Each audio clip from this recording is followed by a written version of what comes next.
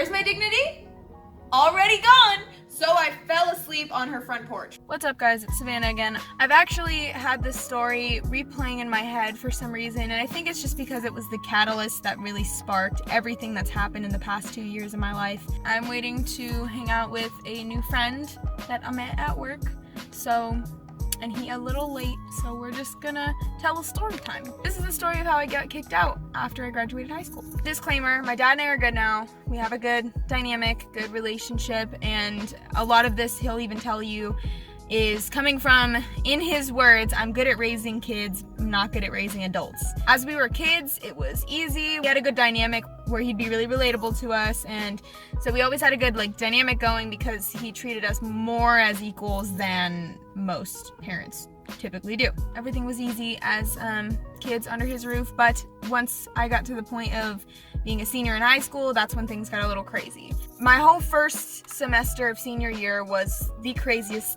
semester I've ever had in school. I was going through a lot of things, to list some: eating disorders, still going through the feelings of a breakup that had happened in junior year, and going through my hoe phase, which we all know how that goes.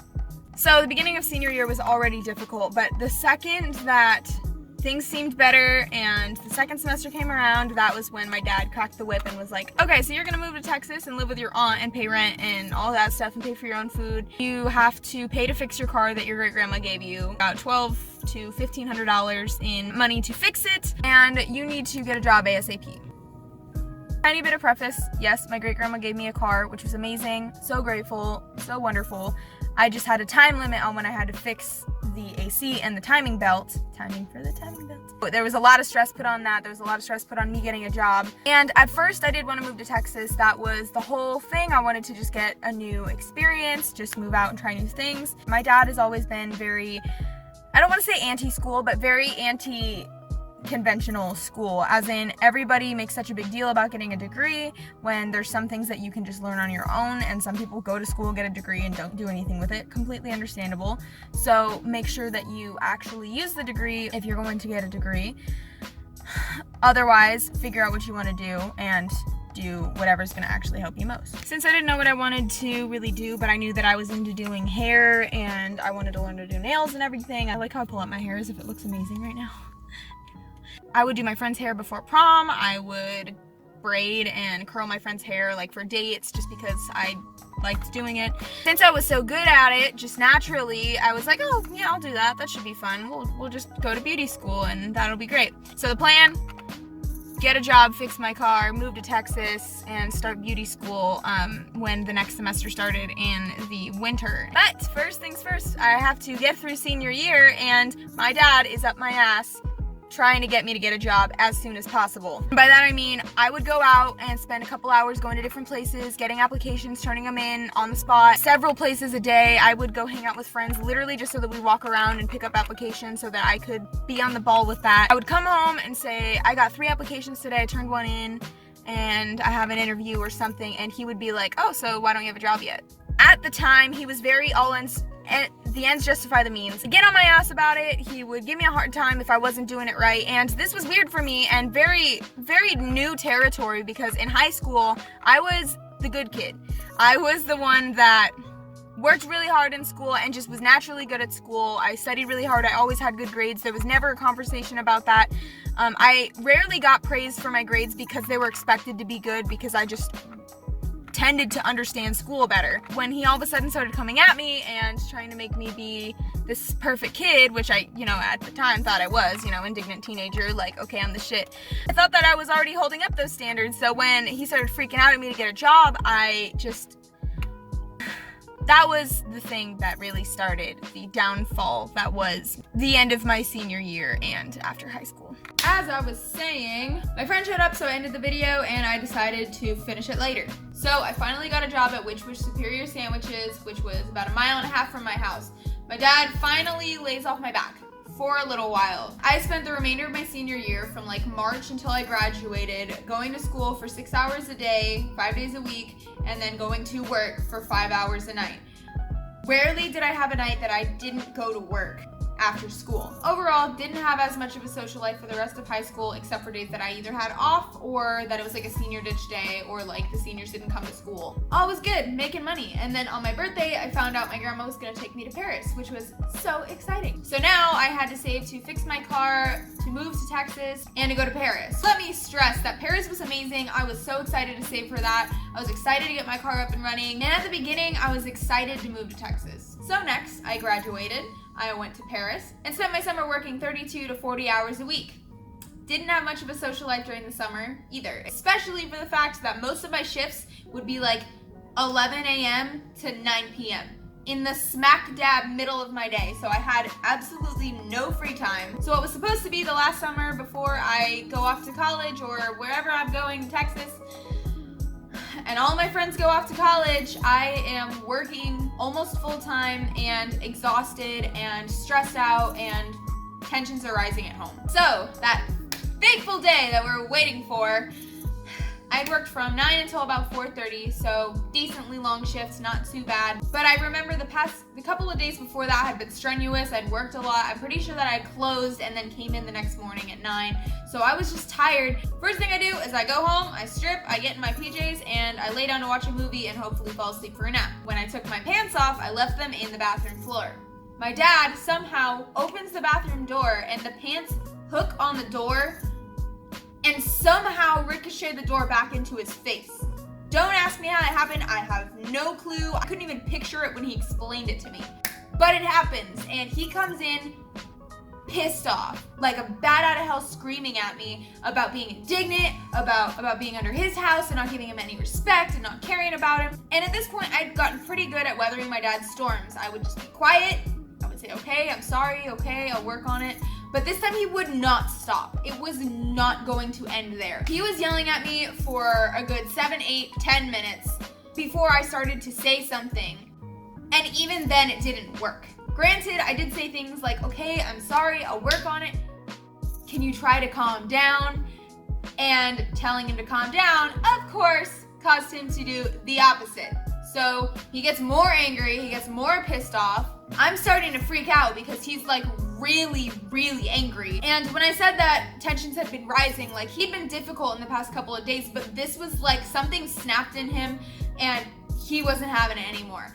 And I had heard enough of it, so something snapped in me. I was indignant, I was working all the time. I wasn't thinking everything through. Maybe he was stressed out and preparing for me leaving and my brother moving to New York at the time.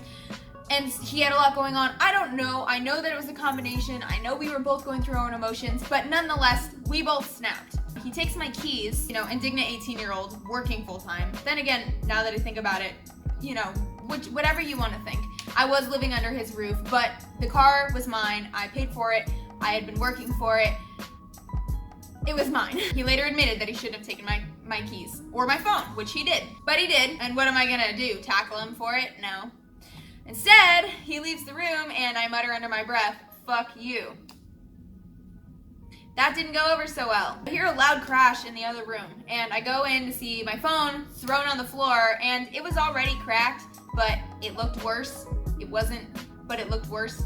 It definitely did something to the inside of the phone though, because I did end up having to get rid of it because the battery was spasming and it would start over and then it would restart and then it would turn off and then the battery would die really quick. It was a mess, but he smashed the phone on the floor. I thought it was broken and I'm like, how am I gonna call Ben?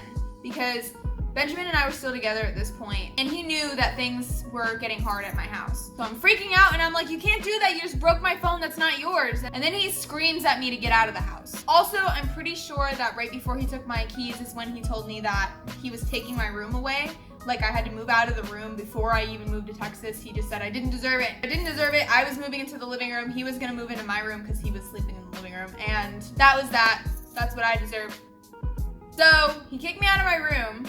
He smashed my phone on the floor and I have no way to get anywhere. And when he scared me out of the house, I was wearing some Hollister pajama shorts and a black tank top with no bra underneath. And I'm pretty sure I wasn't wearing any underwear.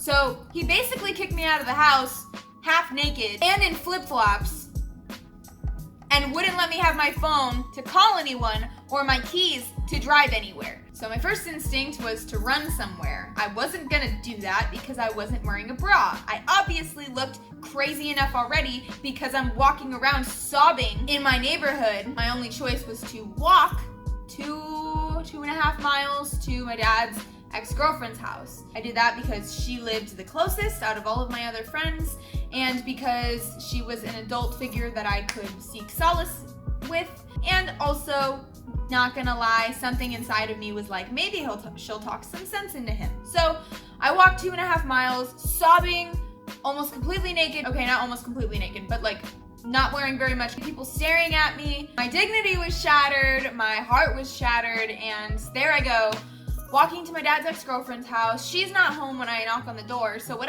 do? Where's my dignity? Already gone! So I fell asleep on her front porch for about 30 minutes, crying. Turns out that my stepbrother, I called him my stepbrother because he was really like a brother to me, was inside playing games and he didn't hear me outside. He didn't know I was out there. But anyways, a little while later, after some neighbors had seen me and given me some strange looks, I decided to pick up my broken dignity and heart and drag it with me to my best friend's house. Just for reference, my dad's ex-girlfriend lived at the top of the hill that was like in the neighborhood surrounding. My house was in the middle of the hill, and my best friend's house was at the bottom of the hill, about 3 miles away from her house. So in total, I walked about 5.5 miles, sobbing the whole time, not wearing a bra, not wearing any underwear, heart shattered, dignity shattered, no music to entertain me, just my thoughts. And I show up to her house, she's not there, she's walking her dog, and her mom sees me. I just start bawling again, telling her that I got kicked out. She doesn't know what to do, because like, we were decently close and she's really sweet, but like, we just didn't talk like that. She calls Kayleen, brings me to her, and I tell her what happened. At some point, my dad calls me and tries to get me to come back home. Whatever, eventually I go home and I move all of my stuff into the living room. Things are a mess. As, understandably, they would be. And everything was fine for a little while, until I had been hanging out with some friends that I hadn't seen in a very long time because they'd been busy and we didn't go to the same high school and we were about to go to completely different colleges. My dad sends me a text and he says, if you don't come home in the next hour, your stuff is going to be on the street. I asked him very nicely, can you please wait till I get back? I haven't seen these guys in a long time. And mind you, the house was in chaos. My dad was moving his stuff from the living room into his room. I was moving all my stuff into the living room, trying to consolidate before I moved and trying to see all my friends before I left. Yes, I was blowing off my responsibilities a bit, but didn't really see it at the time, and really now, as very hard to understand. But he insists that I come home and clean it up. I go home, and the first thing I see when I walk in the door is my dad holding my glasses in a crumpled heap in his hands. See, we had made an agreement that I wouldn't leave anything in the bathroom at all. So every day I remember specifically that morning making a conscious effort to clean everything up in the bathroom and make sure everything was spotless. Except for my glasses. I figured that my glasses on the counter would be okay because there was nowhere else that was safe enough to put them where they weren't going to get all scratched up. At the time, we had very little storage space in the bathroom, in the cabinet under the sink, or in the medicine cabinet, so I just didn't think about it all the way. I left them on the counter. To this day, still don't really think it's actually a big deal. But then they were ruined because I went against the agreement. Let me remind you again that him and I are fine now. We are very different people at this point. This was 2 years ago. But at the time, I couldn't think anything, but this guy's a douchebag. So I started crying and freaking out because those were the only glasses I had had before these ones that I ever felt good in. He's screaming at me about breaking the agreement and having stuff all over the floor, which by the way, the week before, he hadn't said anything. There were like 3 days in a row where the house looked just as it had when he was yelling at me.